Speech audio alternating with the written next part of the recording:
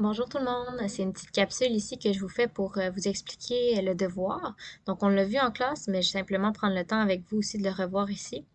Donc le devoir vaut pour 10% de votre année en éducation financière. Donc c'est vraiment là un 10% quasiment gratuit que vous avez parce que vous pouvez prendre le temps là vraiment de vous assurer d'avoir l'ensemble de l'information correcte avant de l'envoyer. Donc vraiment prendre le temps de le compléter avec soin. Donc voilà ici, la mise en situation. Mais c'est simple, tu en as assez de travailler à ton emploi actuel, hein, donc tu veux t'en chercher un nouveau. Qu'est-ce que tu dois faire? Premièrement, tu dois trouver une offre d'emploi dans ta région. Deuxièmement, tu dois rédiger une lettre de motivation pour ce poste-là précisément. Donc, pas en général, vraiment précisément avec le poste que tu as convoité, que tu as trouvé. Là. Par la suite, tu dois rédiger ton curriculum vitae pour ce poste. Et finalement, tu dois rédiger une lettre de démission pour l'emploi actuel que tu occupes ou sinon un emploi fictif si tu ne travailles pas en ce moment. Donc, l'ensemble de ces informations-là doivent se retrouver dans juste un, pas deux, pas trois, un document Word à la première page. Donc, vous voyez ici, j'ai pris le temps d'écrire première, deuxième, troisième page, simplement parce que je trouve ça très important, s'il vous plaît. Là, je veux pas que vous commenciez à mettre votre CV en plein milieu d'une page. Je veux que ce soit propre, que ce soit facilement là, observable, que vous pourriez, par exemple, l'imprimer et pouvoir directement l'envoyer là, à quelqu'un. Donc voilà. N'oubliez pas, votre lettre de motivation, c'est maximalement une page. Votre curriculum vitae, on dit une à deux pages, mais moi, de mon côté, j'aimerais vraiment ça qu'on réduit à une page parce qu'on sait, dans les faits, les employeurs regardent majoritairement la première page qui vous est disponible.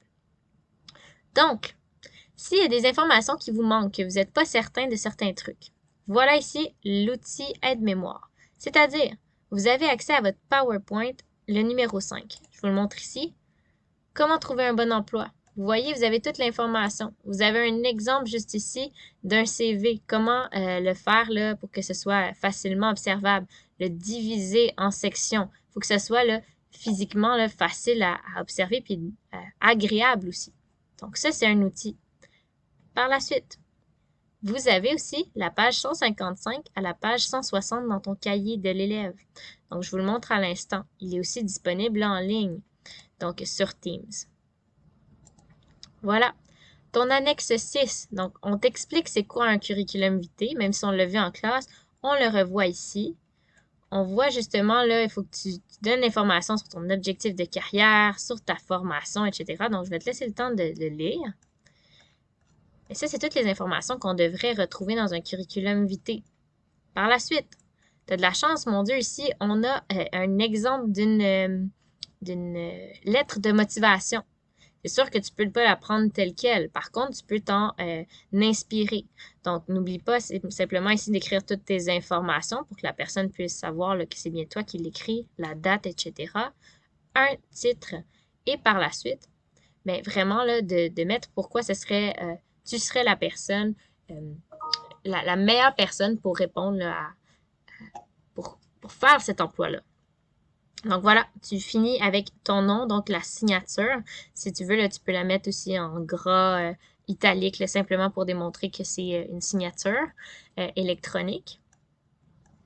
Par la suite, ta lettre de démission, tu as même un autre exemple ici. Donc voilà, vous êtes vraiment chanceux ici d'avoir toute l'information pour vous aider, pour vous guider. Bien sûr, là, simplement, c'est très important de mettre vos propres informations. Là. Donc, vous ne travaillez pas au restaurant La Cheminée, là, vous travaillez ailleurs. Donc, mettre ces informations-là, vraiment là, adaptées à l'emploi que vous souhaitez faire. Parfait. Et là, on voit par la suite, ici, on a même un site web qui vous envoie là, des conseils à savoir comment rédiger votre CV. La date de remise, très important, c'est vendredi, le 10 décembre à minuit sur Teams. Donc, même si vous n'avez pas de cours le vendredi 10 décembre, vous avez jusqu'au 10 décembre pour me l'envoyer. Et là, je me suis sentie sympathique et gentille. Vous voyez ici, vous avez tous les moyens là, qui sont offerts à vous pour réussir. C'est-à-dire que vous voyez, là, on offre 45 points au total sur les 100, là, donc sur le CV. Commencez par le CV, avec tous les éléments prescrits. Est-ce que j'y réponds bien? Même chose pour la lettre de démission, la lettre de motivation et l'offre d'emploi. Donc là, tu as comme un endroit que tu peux cocher toutes les informations à savoir si c'est bien fait. Donc, ton offre d'emploi, simplement, je veux que tu la copies-colles sur Word, faire le copier-coller, et tu m'inclus par la suite le lien là, du site Internet que tu as utilisé pour trouver cet emploi-là. Donc, je veux pas qu'elle soit fictive, je veux que soit vraiment une offre d'emploi dans la région, ici, dans la région. Donc, va pas me chercher une offre d'emploi là, au Saguenay, là, à Gatineau. Puis en plus aussi, je vous conseille là, de prendre un emploi qui serait potentiellement votre futur emploi. C'est quand même quelque chose d'intéressant là, de se dire euh, qu'on fait un devoir, mais qui va nous servir par la suite. Donc voilà. Par la suite, le CV. Je veux avoir vos renseignements personnels, vos objectifs de carrière, vos formations, etc. Et là, vous cochez ici. Les références, mais vous pouvez écrire, là, justement, mettre de vraies références si vous en avez. Sinon, là, mettre des références fictives, par exemple. Donc, voilà. Et la mise en page, donc, il va y avoir des points associés à ça. Même chose pour la qualité du français. On ne peut pas remettre un CV là, avec des erreurs d'orthographe. Donc voilà, même chose ici pour la lettre de motivation. On a rajouté la signature. Comme je vous dis, ça peut être une signature électronique au bas de la page, donc en gras et en italique. Donc, c'est vraiment un outil pour vous permettre de vous assurer là, que vous n'avez rien oublié là, à l'intérieur. Et là, on me demande la question par la suite. Madame, où est-ce que je vais chercher là, ces offres d'emploi? Donc, je vous donne un site. Il y en a plusieurs autres. Là. C'est vraiment à votre, euh, à votre discrétion. Mais il y a ce qu'on appelle là, l'outil de recherche Indeed.